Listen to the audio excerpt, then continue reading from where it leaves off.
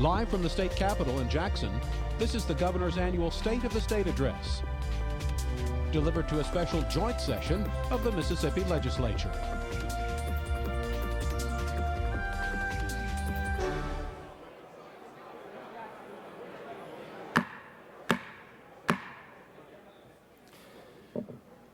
This joint session of the Mississippi Legislature is now called to order.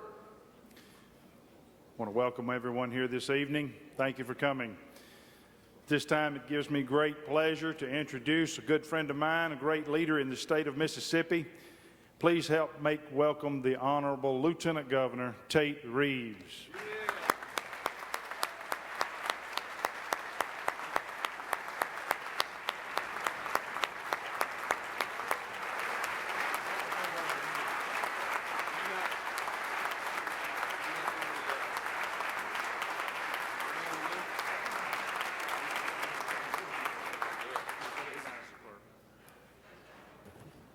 Thank you, Mr. Speaker. Mr. Clerk, can you recognize the escorts that are to bring in our honored guests? Thank you, Mr. President. Lieutenant Governor Reeves and Speaker Gunn announced a committee composed of Senators Doty, Chesnall, and Parks, and Representatives Williams, Barnes, Jennings, and Willis to escort the First Lady to the dais. Lieutenant Governor Reeves and Speaker Gunn also announced a committee composed of Senators Wiggins, Norwood, and Galat, and Representatives Ray Rogers, Thomas, and Haney to escort Governor Phil Bryant to the dais.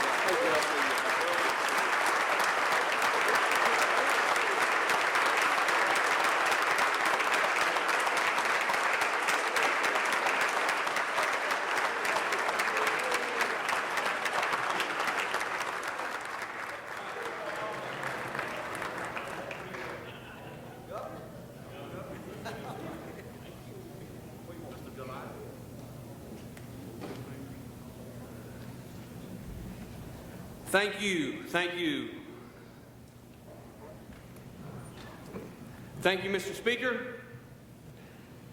At this point, I would like to introduce the House Speaker Pro Tem, Greg Snowden.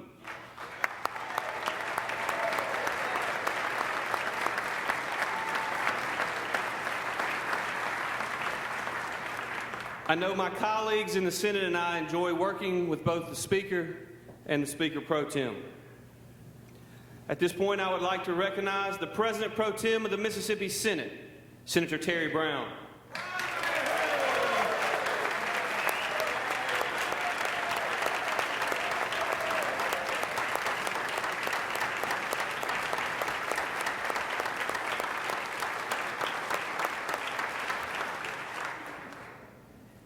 Now, let's welcome our statewide elected officials that are joining us today. First, Secretary of State Delbert Hosemann.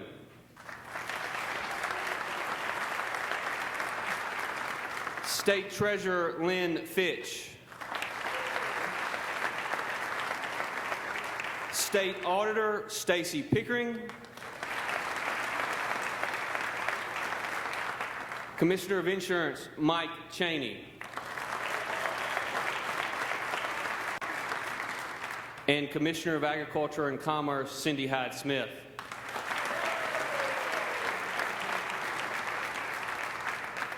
Now please join me in helping welcome the members of the Mississippi Supreme Court.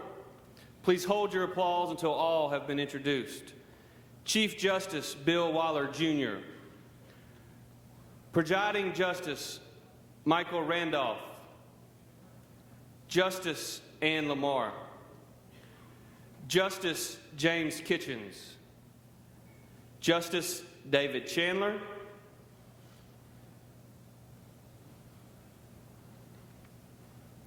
Justice Leslie King. Justice Randy Pierce. Justice Josiah Coleman. Please join me in welcoming them.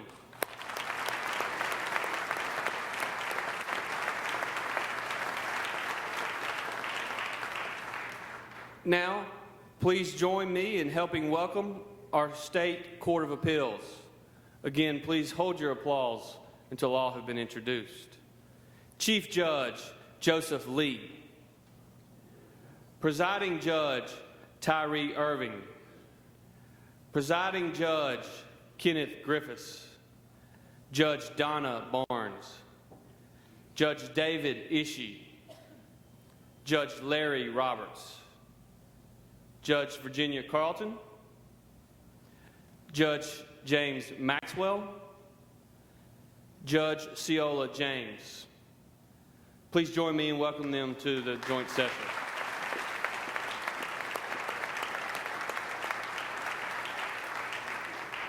Now, let's welcome our members of the Public Service Commission. Brandon Presley of the Northern District. Lynn Posey of the Central District. And Stephen Renfro of the Southern District. And help me welcome our Transportation Commissioners. Mike Taggart of the Northern District. And Dick Hall of the Central District. Thank you. It is now my honor to introduce the First Lady of the great state of Mississippi, Deborah Bryant.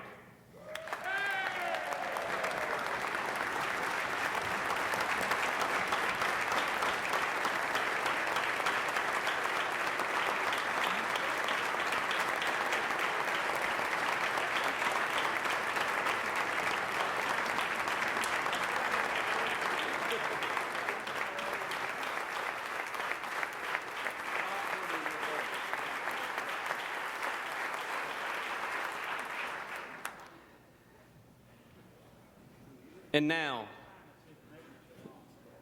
please join me in welcoming the Governor of the great state of Mississippi, the Honorable Phil Bryant.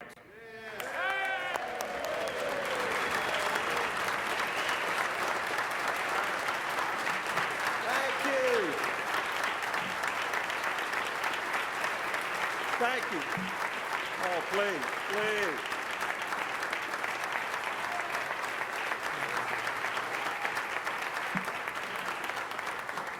I'm going to stand here till you stop.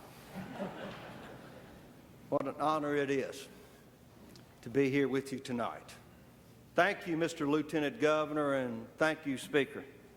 If you could, just a moment, give these two leaders a hand for our appreciation. Thank you, gentlemen. Thank you. Come on. It is a privilege to be here with all of you this evening, standing shoulder to shoulder as we reflect on our accomplishments and set our goals for the work yet to be done. To each member of the Mississippi Legislature, what an honor it is to serve the people of Mississippi, serve with you at this special time.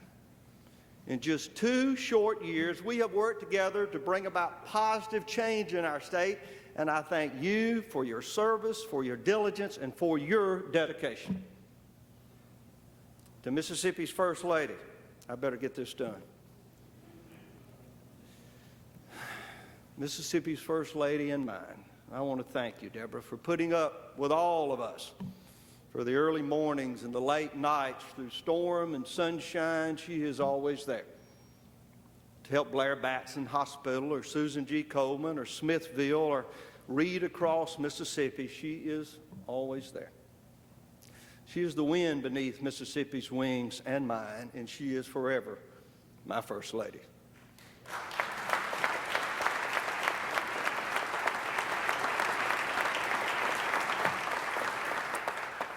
As I began writing this address some weeks ago, I reflected upon Psalm 126, which says, "The Lord hath done great things for us, whereof we are glad." Tonight, let us see why we should be glad. Now, 2 years ago, we began a journey together. Our goal was simple. We should accomplish great things for all Mississippians. In those 2 years, my administration has endeavored to work with you to advance the common good, realizing that all power held by the government comes solely from the authority of the governed. The Mississippi Constitution plainly says all political power is vested in and derived from the people. All government of right originates with the people, is founded upon their will only, and is instituted solely for the good of the whole. With unwavering acceptance of this doctrine, we endeavored to provide an environment where all of us could rise together. Now, we understood that a vision without action is just an illusion. So we set about with 4 fundamental beliefs guiding our plan for the future.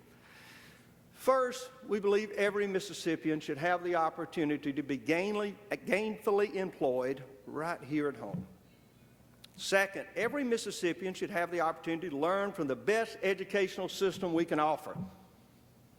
Third, we believe that every Mississippian deserves to be born in a mature 2-parent family. Finally, we believe that every Mississippian should be certain that his or her tax dollars are being put to proper use.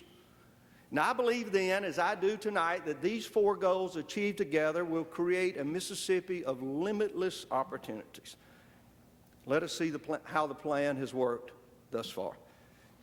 I've often said we can make Mississippi the most job-friendly state in America. And when a Mississippian has a job, it changes everything.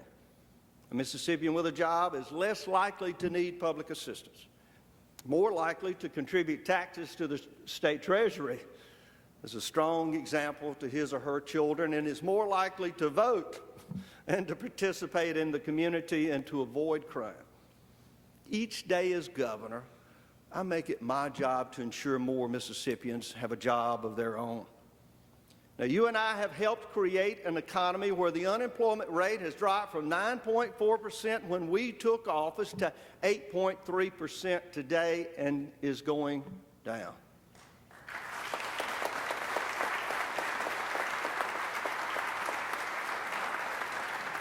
In the 2 years since we began our work, Mississippi has added nearly 9,000 jobs through our economic development effort.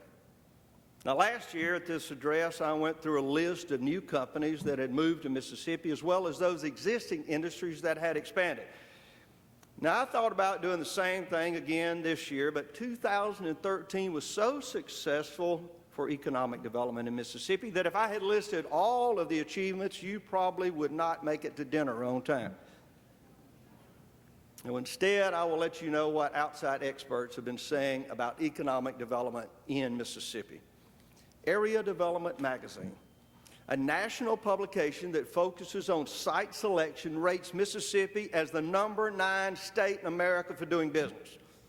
This is the number 2 state for competitive utility cost and permitting speed, and among the top 5 for overall cost of doing business. CNN Business News reports that Mississippi is the 5th best state in America for entrepreneurial success. Expansion Solution Magazine has named our state among the top 5 for advanced manufacturing excellence, the top 5. And the Fraser Institute says Mississippi is the 2nd best place in the world to invest in oil and gas industry.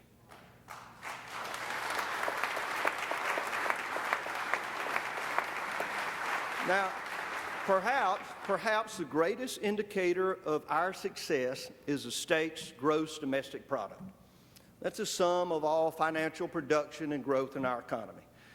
For the first time in Mississippi history, our state has reached $100 billion GDP. The American Legislative Exchange ranked Mississippi among the top 10 most successful states for economic development outlook. And again, Area Development Magazine says Mississippi is on an economic roll. I could not agree more.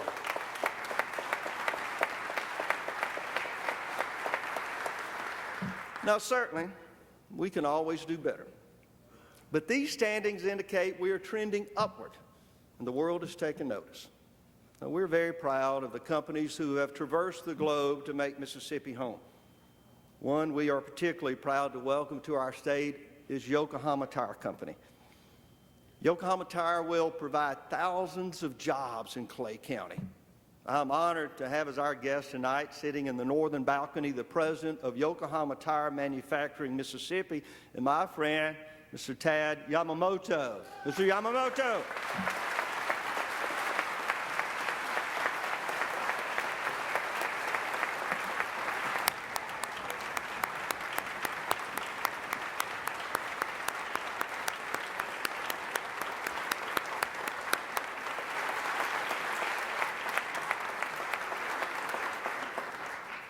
Yamamoto-san.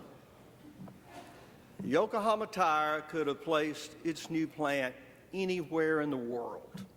Every state in the nation would have been honored to have this great company and its new facility. The site selector looked at over 1,000 possibilities and settled on the very best, Mississippi. Now, Mr. Yamamoto, I thank you for your confidence in our state, and I look forward to deepening our friendship and our business ties. I wish your company many years of success in our Mississippi.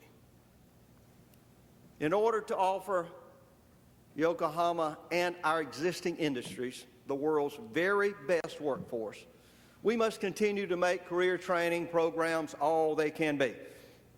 And now, to make certain of this success, I have asked Mr. Jay Moon, Executive Director of the Mississippi Manufacturers Association, to lead the State Workforce Investment Board and, along with our great community colleges, make our workforce second to none. Now, Abraham Lincoln is credited as having said, "Give me 6 hours to chop down a tree, and I will spend the first 4 sharpening the axe."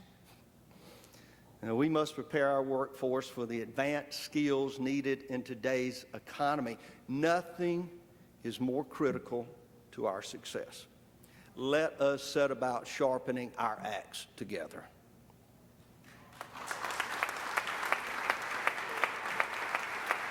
Now, very soon, with the assistance of the Mississippi Department of Employment Security, Mr. Mark Henry, Executive Director, the State Workforce Investment Board, and the State Longitudinal Data System, we will unveil a state-of-the-art system matching job seekers with employers. The system, along with its app, will be unlike any in the nation. It will put job seekers and employers a click away from success.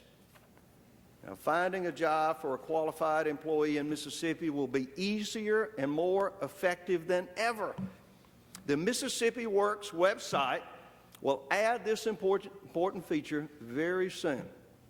Now, I would just say, stand by to be amazed. And I assure you, our website works. I'm also very pleased to announce a revolutionary healthcare effort right here in Mississippi. Through a partnership with the University of Mississippi Medical Center, GE Healthcare, North Sunflower Medical Center, and C-Spire, we are launching the Mississippi Diabetes Telehealth Initiative. Now, this groundbreaking pilot program will use telehealth technology to pair resources from the University Medical Center with healthcare providers and 200 of the most complex diabetes patients in the Mississippi Delta. Now, this coordinated care approach will improve disease management and health outcomes for generations to come in Mississippi. Finally, Let me just remind you, and Lydia and I were talking earlier, that 2014 has been designated as the year of the creative economy of Mississippi homecoming. Now, this year we will focus on that segment of the economy which provides some 60,000 jobs and generates an enormous economic impact on our state. 2014 will see hundreds of creative events, from concerts to plays to movie premieres all across Mississippi. We're asking artists who have moved away to come home for one special event, to share their talents live with their fellow Mississippians. Now, we aim to show the world that Mississippi is the birthplace of America's music, but we also cook and write and act and paint and dance and direct. This will bring thousands of visitors to Mississippi. Let us have a homecoming, and let us invite the world.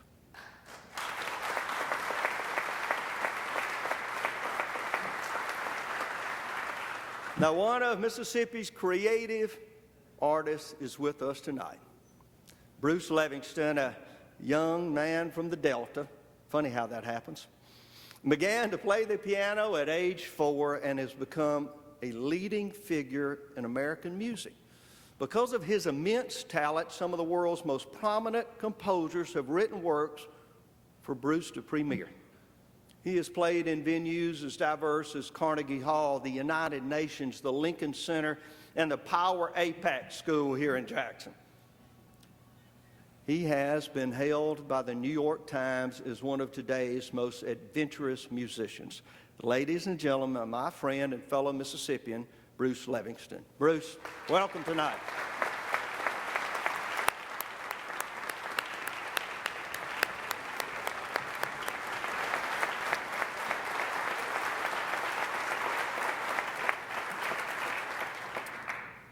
Now, last year, we enacted the most transformational public education reforms in 30 years.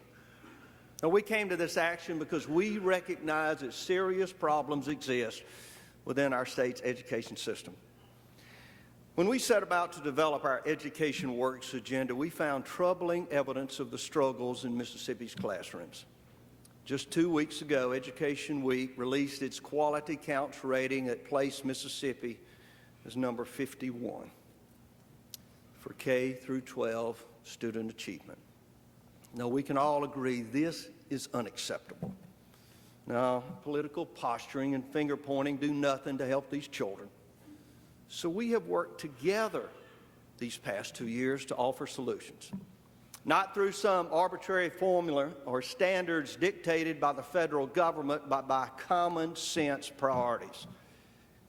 Our Education Works reform will help prepare children for lifelong learning by improving literacy skills and ending status quo social promotion.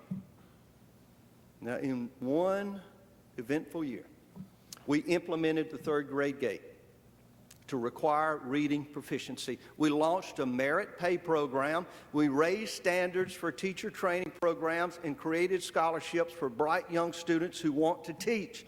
We established a collaborative pre-K learning program and funded Mississippi Building Blocks, and we created a public charter school system. What a year.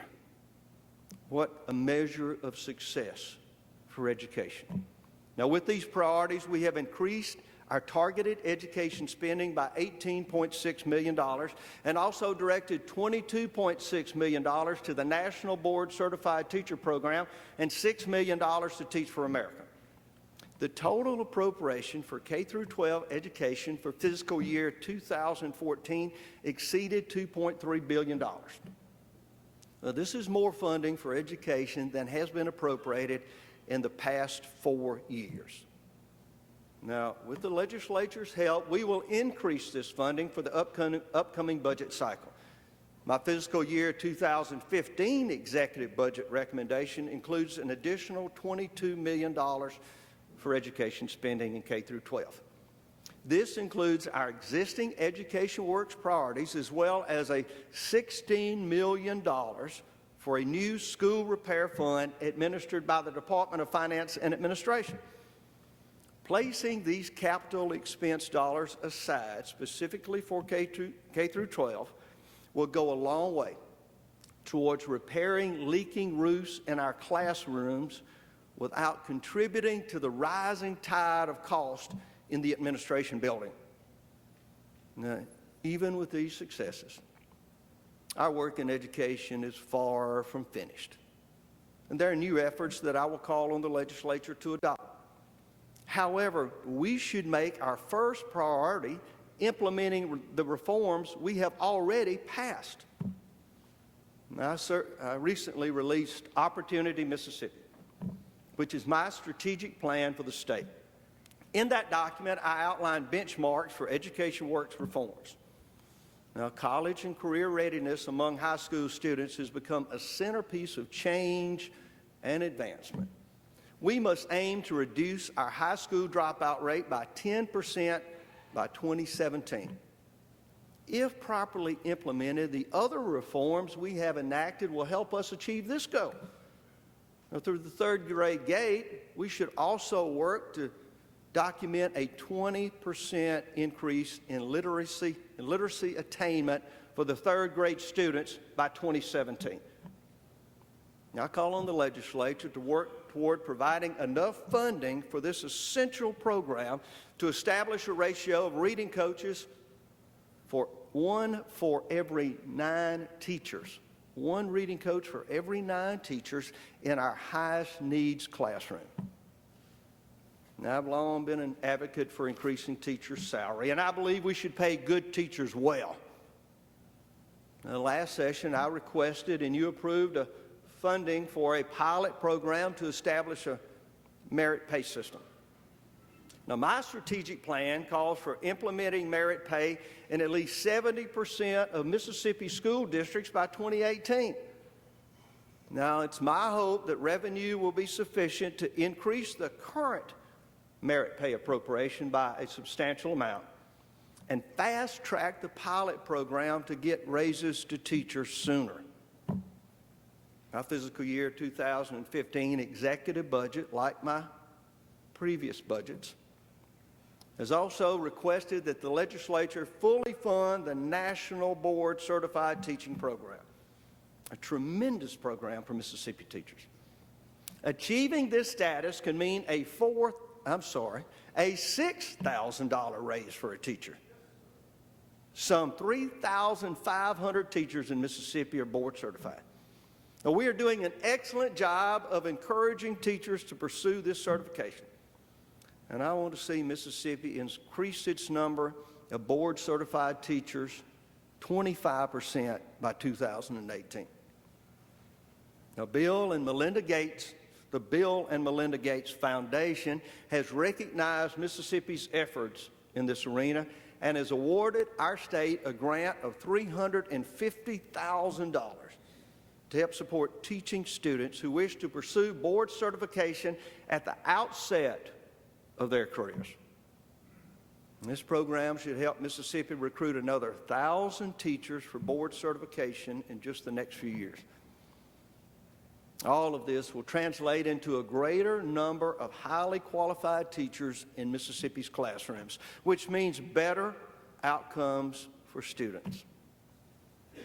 Now, finally, I'd ask the legislature to grant the request in my executive budget recommendation to provide $1.5 million to conduct a pilot program to examine the use of the ACT as the high school exit exam in lieu of other assessments. Now, this pilot will cover the cost of the ACT for every high school junior in Mississippi in the upcoming school year. This program would not only allow us to obtain a more accurate measure of student achievements, it will benefit students by providing them with access to a test that has practical use in their lives. Use as a college entrance exam. And it will also save us money because Mississippi's current group of high school assessments cost us more than $4 million per year. Now, let us make this common sense change now and get on with preparing our children for the success in the real world and stop teaching for the test.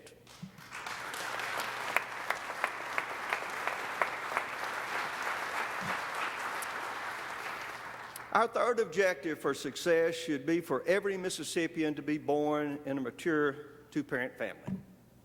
Now, our Healthy Teens for Better Mississippi program has conducted community meetings and seminars all across the state.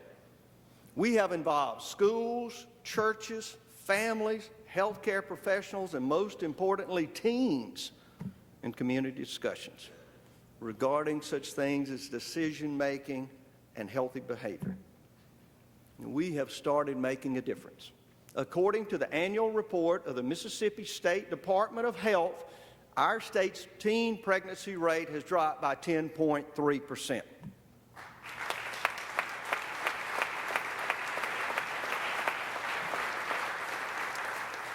And I believe we've also done an admirable job in protecting our children, both born and unborn. By strengthening the Child Protection Act and by requiring that abortionists obtain admitting privileges at local hospitals, we are protecting women's health. But let me be clear. On this unfortunate date of Roe v. Wade, my goal is to end abortion in Mississippi.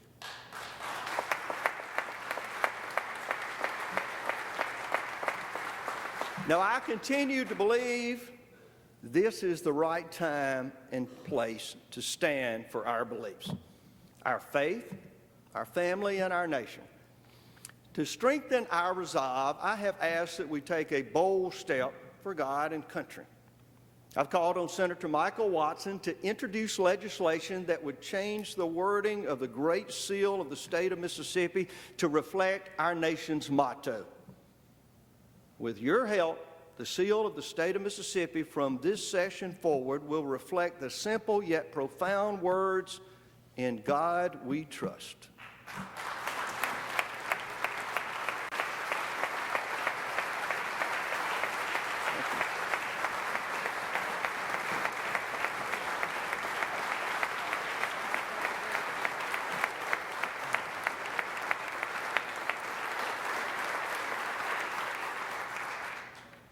Thank you.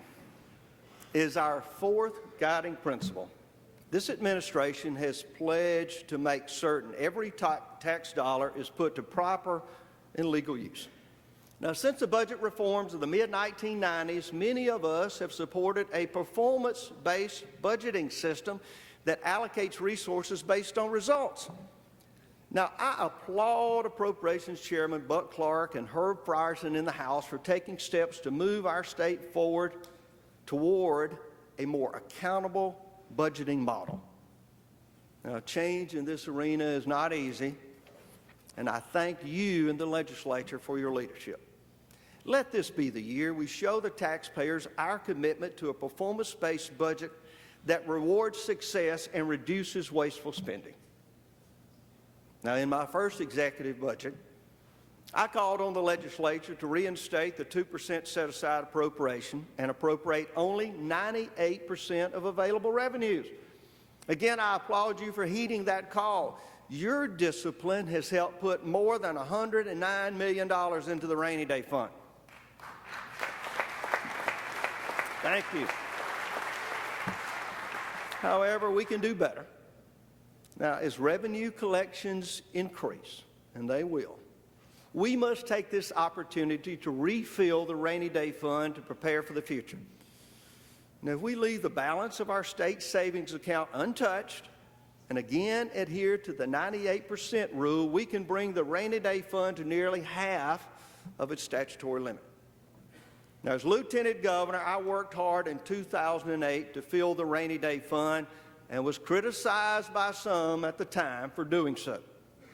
Now, that decision to save when we could proved crucial when we were hit by the Great Recession. Now, although we were forced to cut budgets, those savings kept us from cutting as deeply as we otherwise would have been forced to do. Now, let us take that prudent position once more and fill the rainy day fund for those difficult days that could lie ahead.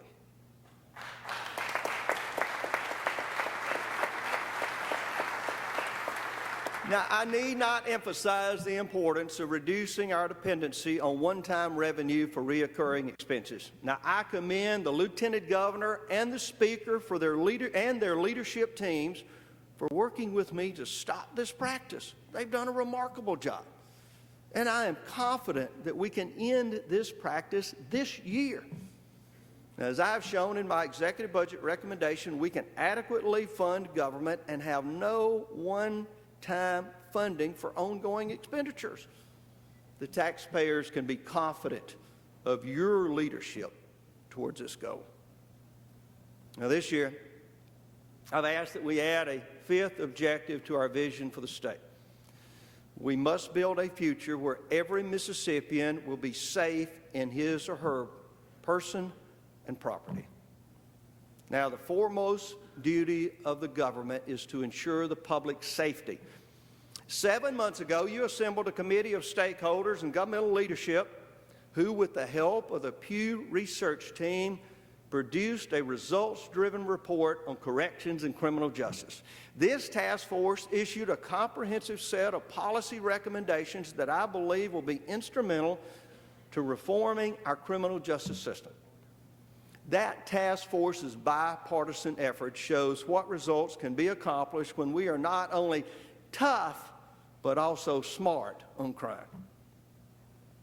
Now, as a former deputy sheriff and state auditor, I've helped put many criminals behind bars and had no regrets about doing so when it was necessary.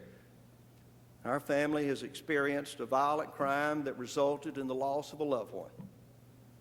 I've attended funerals and memorials of slain officers and witnessed firsthand the pain of the mothers and the wives and the families.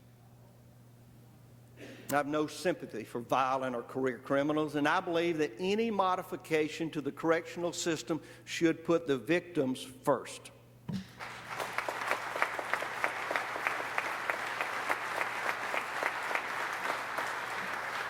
Now, I plan to expand the call of the Pew Report and ask for the creation of such things as veteran treatment courts, veterans courts, to aid our servicemen and women who have made mistakes and want to get back on track.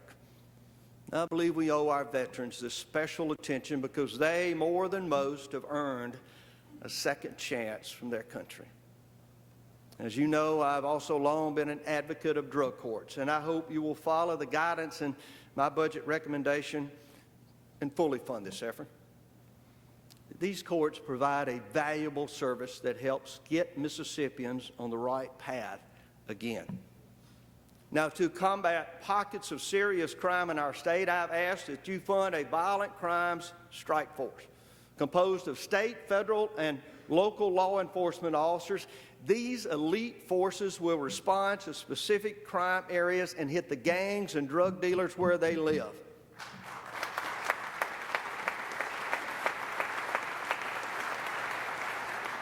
If you will give law enforcement the authority and the resources they need, they will get the job done.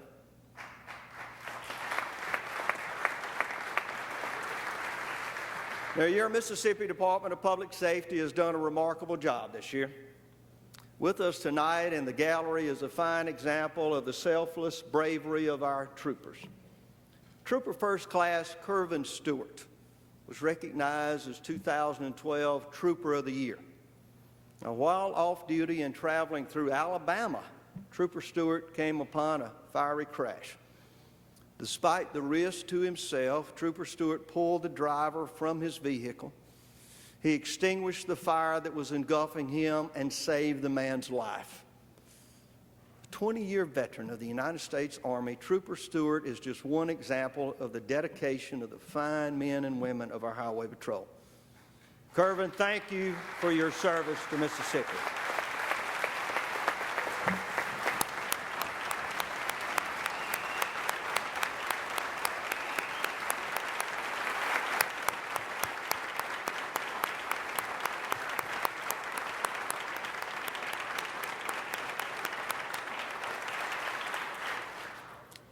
The men and women who wear the blue and gray of the Mississippi Highway Patrol remain the best of the best. But they now need your help.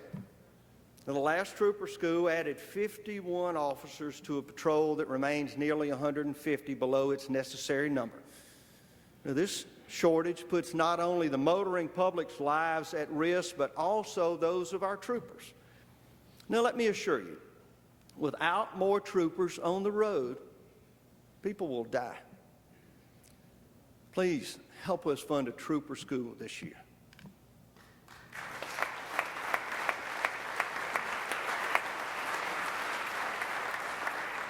Of all the things that make Mississippi great, perhaps none is more valuable than our ability to persevere and achieve great things together. Mississippians as a whole are without a doubt the most resilient, the most passionate, and the most capable people in the nation. Time and time again, history proves that when we fix our focus on a goal, be it repairing the damage wrought by natural disasters or launching an entire new industry, we are bold enough to do whatever it takes to achieve success. As governor, I'm honored and thankful for the opportunity to chart the course in some small way forward for our state.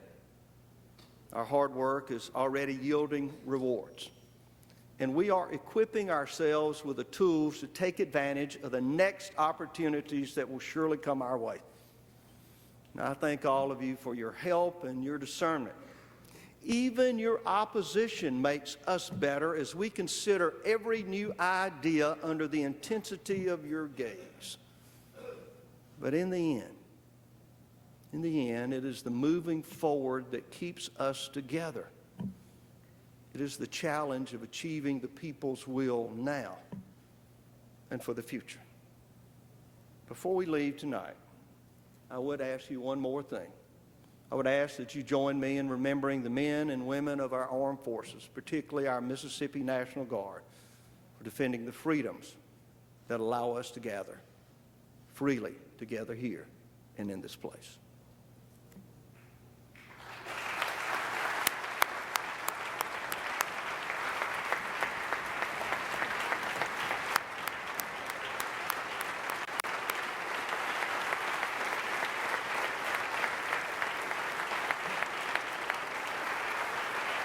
Thank you for your hard work.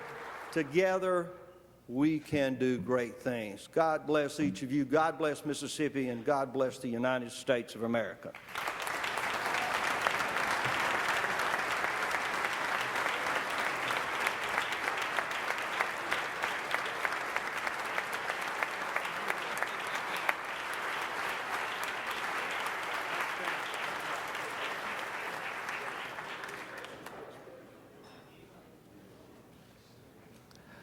Thank you, Governor Bryant, for your remarks. As this joint assembly comes to a close, I would like to recognize the gentleman from Pearl River, the Honorable Mark Formby, to dissolve the joint session. Honorable Formby is in the hospital with his son, so recognize the lady from Lincoln, Ms. Curry. As I was saying, the lady from Lincoln, Ms. Curry, you are recognized. Mr. President, I make a motion that this joint session of the Mississippi Legislature now be dissolved. You have heard the motion from the lady from Lincoln that this joint assembly be dissolved. All those in favor signify by saying aye.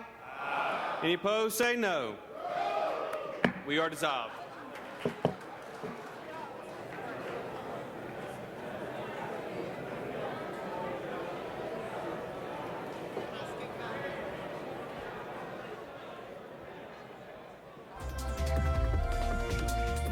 And now the Democratic response.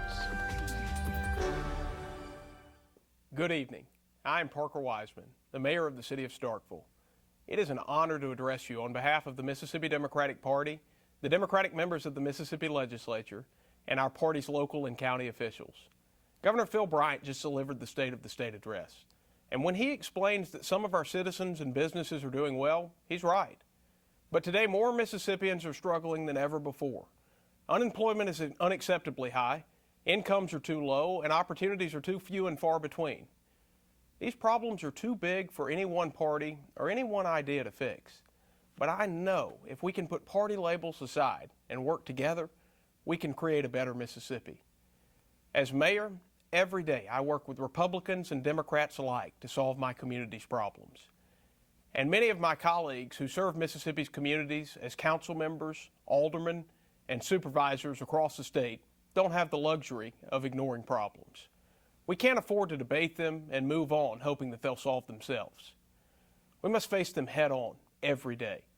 The school children who are without the resources they need to succeed are our children and our neighbors' children. The working poor who are being squeezed out of health care are the folks we sit next to at church and at high school football games.